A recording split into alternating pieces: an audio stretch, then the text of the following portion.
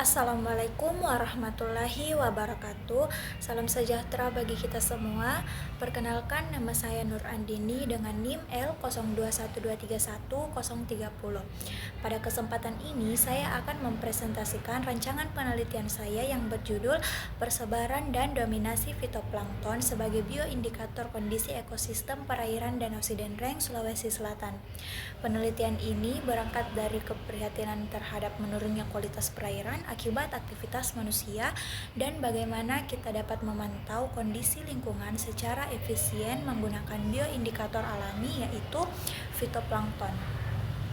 Danau Sidenreng adalah salah satu ekosistem perairan darat penting di Kabupaten Sidenreng Rapang, Sulawesi Selatan. Danau ini tidak hanya berfungsi sebagai sumber air tetapi juga mendukung aktivitas perikanan dan pertanian masyarakat sekitar. Sayangnya, seperti banyak danau lainnya, danau ini juga mengalami tekanan ekologis akibat aktivitas manusia seperti limbah rumah tangga, pertanian intensif, dan alih fungsi lahan. Dalam kondisi seperti ini, salah satu pendekatan yang dapat dilakukan untuk memantau kualitas lingkungan secara efisien adalah dengan menggunakan bioindikator.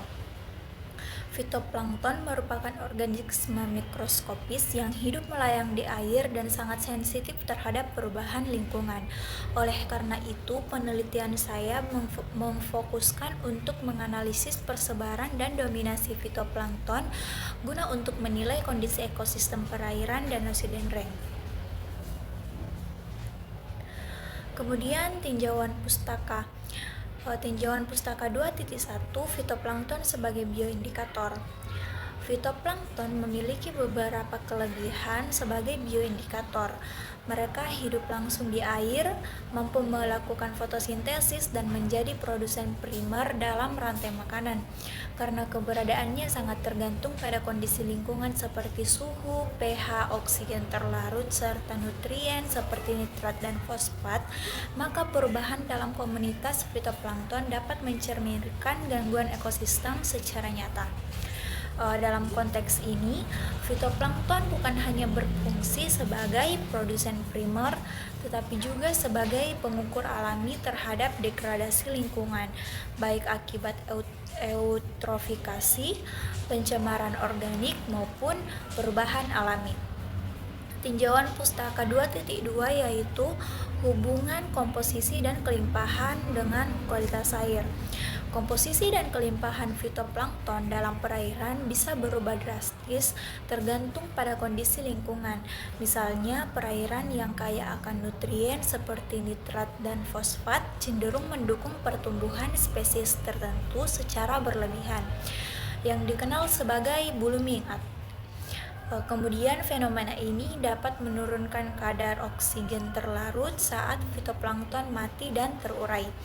Hal ini dapat berdampak bagi organisme lainnya. Oleh karena itu, dengan mengamati jenis dan jumlah fitoplankton di suatu badan air, kita dapat memahami sejauh mana perairan tersebut telah mengalami perubahan kualitas. Kemudian 2.3 yaitu dominasi fitoplankton dan eutrofikasi. Dominasi fitoplankton adalah parameter lain yang dapat menunjukkan adanya gangguan lingkungan.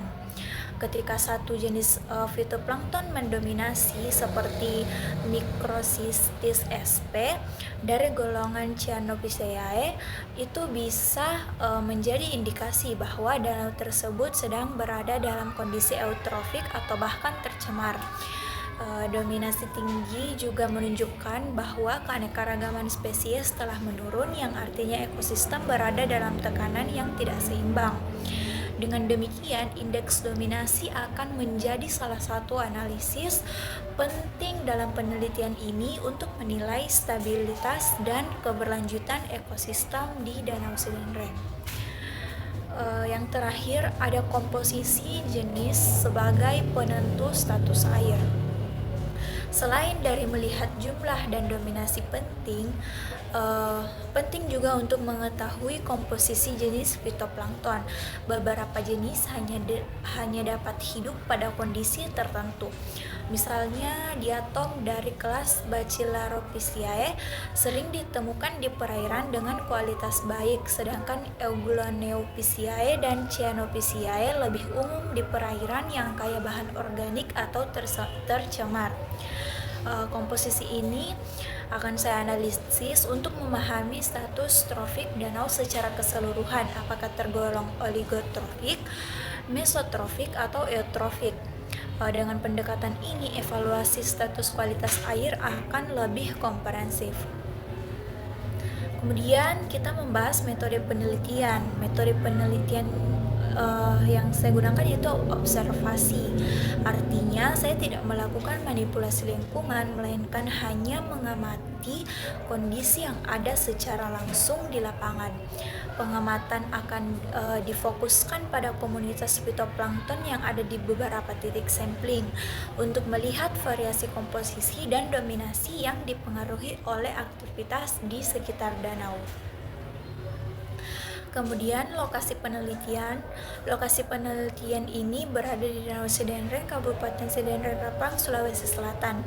Saya menetapkan 3 titik pengambilan sampel secara purposif berdasarkan variasi aktivitas manusia di sekitar danau. Titik pertama berada di dekat dengan pemukiman, titik kedua di sekitar area pertanian, dan titik ketiga atau terakhir itu di perairan terbuka yang lebih alami. Pemilihan ini dimaksudkan untuk melihat pengaruh aktivitas manusia terhadap komunitas fitoplankton di masing-masing zona. Kemudian ada variabel penelitian. Dalam penelitian ini terdapat beberapa variabel. Variabel yang pertama itu variabel bebas, yaitu lokasi titik pengambilan sampel, waktu sampling, serta parameter lingkungan seperti suhu, pH, DO, nitrat, dan fosfat. Variabel terikatnya meliputi komposisi jenis fitoplankton, dominasi spesies, dan juga kelimpahan total. Sedangkan adapun variabel kontrol itu mencakup ukuran alat sampling, metode analisis, dan waktu pengambilan sampel yang dilakukan pada pagi hari untuk konsistensi. Kemudian parameter pengamatan. Parameter yang akan diamati mencakup beberapa poin. Yang pertama itu kelimpahan fitoplankton diukur dalam satuan individu per liter. Yang kedua adalah dominasi fitoplankton yang melalui indeks dominasi seperti Simpson. Kemudian keanekaragaman fitoplankton yang diukur melalui indeks Shannon-Wiener. Keempat, tentu saja parameter fisika dan kimia seperti suhu, pH, DO, nitrat, fosfat, serta kecerahan air yang diamati secara in situ. Adapun analisis data yang saya kumpulkan akan dianalisis secara statistik dan ekologis. Indeks Shannon-Wiener akan digunakan untuk menilai keanekaragaman komunitas, indeks Simpson akan melihat spesies dominan, dan indeks keseragaman untuk mengetahui distribusi antar spesies. Jika ditemukan perbedaan mencolok antara titik, saya akan menggunakan uji statistik seperti ANOVA. ANOVA satu arah atau uji T. Semua analisis akan saya lakukan dengan bantuan software Microsoft, Excel, dan lain-lainnya yang banyak digunakan dalam ekologi perairan. Demikianlah presentasi saya mengenai rancangan penelitian ini. Saya berharap hasil dari penelitian ini nantinya dapat memberikan kontribusi nyata dalam upaya pemantauan dan pengelolaan kualitas air Danau Sedenreng secara berkelanjutan. Terima kasih atas perhatian dan kesempatan yang telah diberikan. Wabillahi taufiq wal hidayah. Wassalamualaikum warahmatullahi wabarakatuh.